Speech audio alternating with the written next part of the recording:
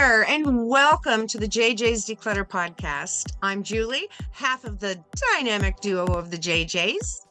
And I'm Janis, the other half. We're here to help you clear the chaos. And today we're talking about something everyone faces, but isn't always sure how or where to start. And that's decluttering. Whether it's your home, your workspace, or even your digital life. Clutter can feel paralyzing, but here's the thing, it doesn't have to. We're breaking it down today with steps you can take right now, no matter where you are in your decluttering journey. So grab your favorite drink, settle in, and let's start making some space for what really matters. Now, before we jump into the how, let's talk about the why. Why declutter at all? Clutter isn't just physical mess. It weighs on your mental and emotional well-being.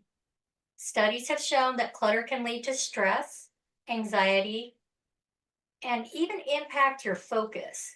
And honestly, who hasn't stared at that pile of stuff and felt completely overwhelmed? Decluttering is more than just tidying up. It's about creating space by removing items you no longer use. Space to think, relax, and enjoy your home. Plus, it's going to save time. How many hours do we lose searching for misplaced things? I was looking for something the other day, and I looked in the garage, and it was up in the spare bedroom for some reason. I don't know how it got up there, but that's where it was. And I've been looking for it for probably a month. So here's my favorite part, though. When you declutter, you gain a new appreciation for what you truly love. And it makes cleaning so much faster and easier because you aren't clutter shuffling. So true. Okay, let's get into the how. Starting seems like the hardest part, right? Keep in mind, clutter didn't happen overnight. So decluttering it won't happen overnight either. And that's okay. That's totally okay. Most people think they need an entire weekend or even days and days and days to make progress. But the truth is, you can start small and still make a huge difference. So here's the game plan. Let's start building your declutter muscles. The more you use them, the stronger they get. Pick one small area, like your nightstand or the dreaded junk drawer. Don't overthink it. Set a timer, just 12 minutes, which is a hashtag DeclutteringDozen. That's it. When the timer goes off, stop. Or keep going if you're feeling it. So sort your items using our keep or let's go method. Keep are things that you use or love. Lives elsewhere are items that need to go back to their proper place. Trash is obvious. Start with obvious trash in the area you're decluttering. Start with the trash. Sentimental, set these items aside to decide on later. And goes out are donations, recycling, items that you're going to sell or return to owner or take the library book back. I use boxes or baskets that I tag with the keep or let's go initials.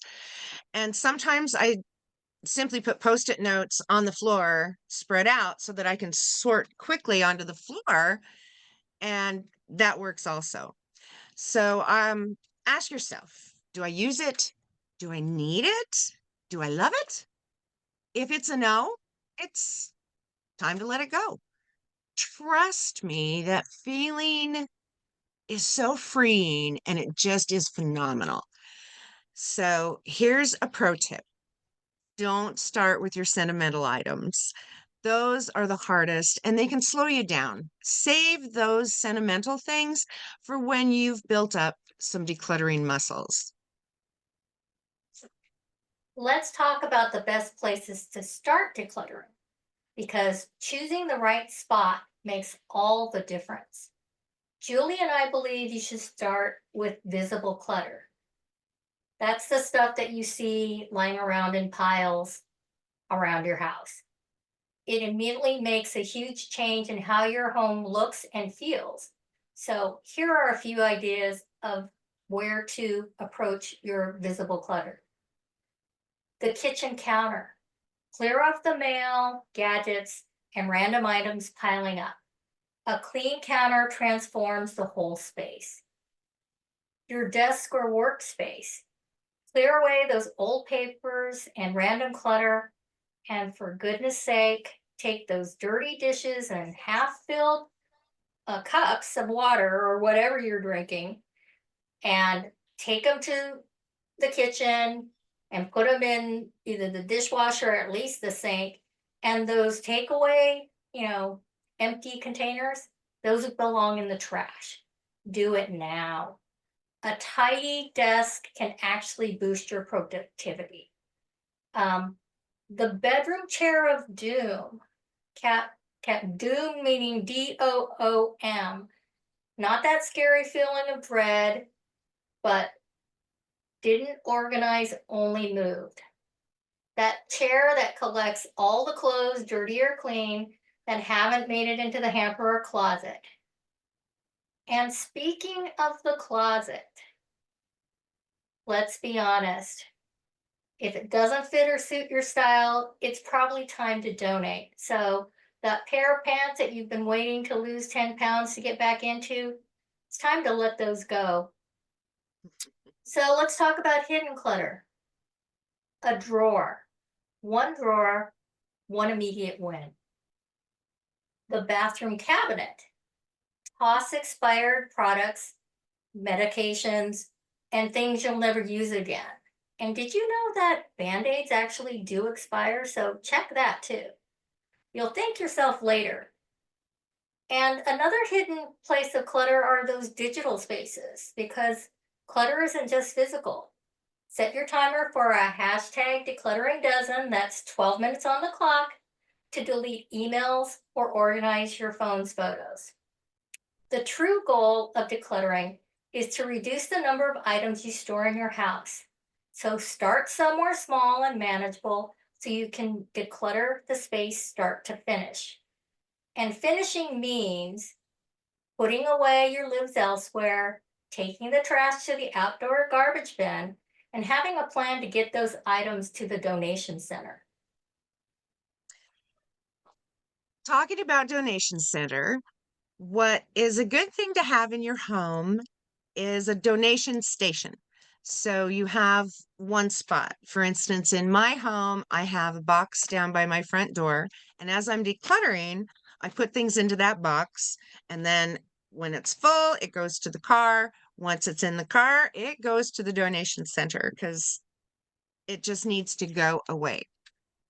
And I think it's really good for you, especially if you're doing some heavy decluttering or, really focusing yourself for a while, that you make a routine of dropping things off at the donation center.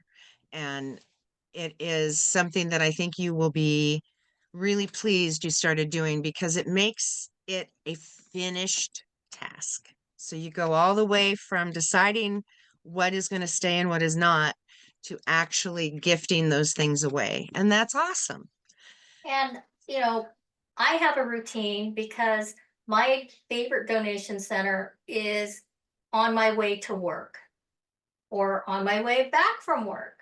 So if I have stuff in the back of my car, it takes me literally 2 minutes to drive up. They unload things from my trunk and then I drive away. So it adds maybe 1 or 2 minutes to my day. And those things are gone. They're out of my life. They're out of my house. And you don't have to wait until you have 20 things to go to the donation center. If it's on your way, just drop them off. It'll make you feel so much better. Oh, yeah. So for us, that's a wrap for this episode of the JJs Declutter Podcast. I hope you feel ready to dive into your first or next decluttering project. And remember, it's about progress, not perfection. And it's always more fun to declutter with friends. Start small and keep going. we're here to help. And if you love today's episode, please share it with a friend or family member who needs that little nudge to get a start in decluttering. Don't forget to subscribe, leave us a review, and send us your decluttering wins. We'd love to hear from you. Absolutely. And be sure to check out ABC Declutter with JJ on Facebook, Instagram, YouTube. So until next time, keep it simple, keep it intentional, and as always, keep decluttering. Bye.